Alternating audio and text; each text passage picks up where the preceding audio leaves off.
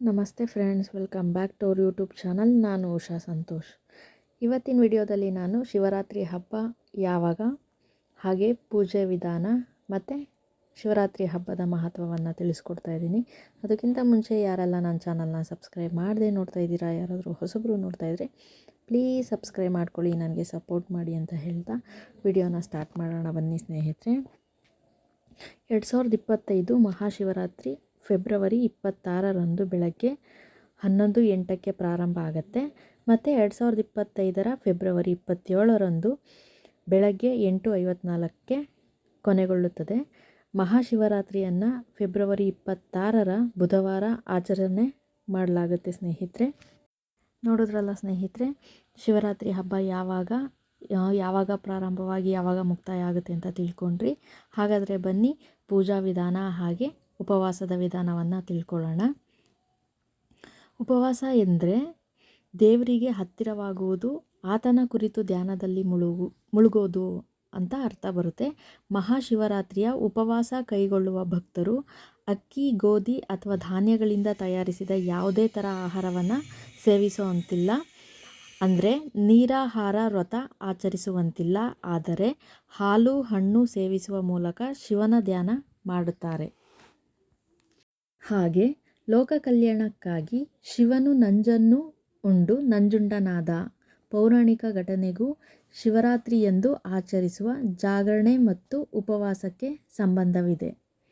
ಉಪವಾಸ ಮಾಡುವುದರಿಂದ ಧಾರ್ಮಿಕವಾಗಿ ಅಲ್ಲದೆ ವೈಜ್ಞಾನಿಕವಾಗಿಯೂ ಆರೋಗ್ಯಕ್ಕೆ ಒಳ್ಳೆಯದು. ತಿಂಗಳಲ್ಲಿ 2 ಬಾರಿಯಾದರೂ ಉಪವಾಸ ಮಾಡೋದ್ರಿಂದ ಅನಾರೋಗ್ಯದ ಸಮಸ್ಯೆಗಳಿಂದ ದೂರ ಇರ್ಬೋದು ಸ್ನೇಹಿತರೆ.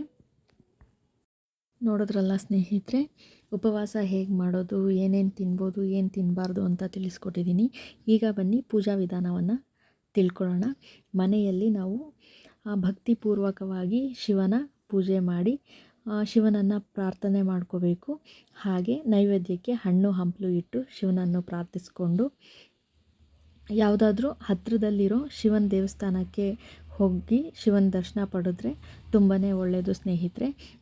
ಶಿವರಾತ್ರಿ ದಿನದಂದು ತುಂಬಾ ವಿಶೇಷವಾದ ಪೂಜೆಗಳು ನಡೀತಾ ಇರುತ್ತೆ. ಹಾಗೆ ದೇವಸ್ಥಾನಗಳಲ್ಲೆಲ್ಲ ಶಿವರಾತ್ರಿ ಹಬ್ಬದ ರಾತ್ರಿ ಜಾಗರಣೆ ಅಂತೂ ಎಲ್ಲ ದೇವಸ್ಥಾನಗಳಲ್ಲೂ ನಡೆಯುತ್ತೆ. ಹಾಗೆ ರಾತ್ರಿ ವೇಳೆಯಲ್ಲೂ ವಿಶೇಷವಾದ ಪೂಜೆ ಪುನಸ್ಕಾರಗಳು ನಡೆಯುತ್ತೆ.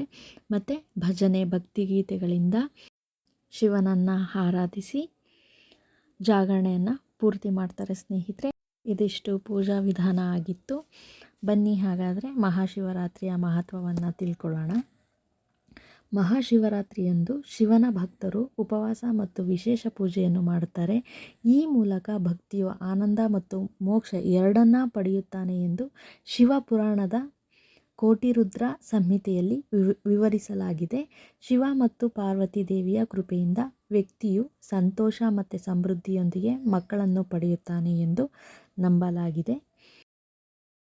ನೋಡಿದ್ರಲ್ಲ ಸ್ನೇಹಿತರೆ, ಶಿವರಾತ್ರಿ ಹಬ್ಬ ಯಾವಾಗ ಮತ್ತು ಪೂಜಾ ವಿಧಾನ ಮತ್ತು ಮಹತ್ವವನ್ನು ತಿಳ್ಕೊಂಡ್ವಿ. ಈ ವಿಡಿಯೋ ನಿಮಗೆ ಇಷ್ಟ ಆಗಿದೆ ಅಂತ ಭಾವಿಸ್ತಾ ವಿಡಿಯೋನ ಎಂಡ್ ಮಾಡ್ತಾ ಇದ್ದೀನಿ. ಇಷ್ಟ ಆಗಿದ್ದರೆ ಲೈಕ್ ಮಾಡಿ, ಶೇರ್ ಮಾಡಿ, ಕಮೆಂಟ್ ಮಾಡಿ, ಹಾಗೆ ಸಬ್ಸ್ಕ್ರೈಬ್ ಮಾಡ್ಕೊಳ್ಳೋದನ್ನ ಮರಿಬೇಡಿ. ಧನ್ಯವಾದಗಳು. ಜೈ ಕರ್ನಾಟಕ.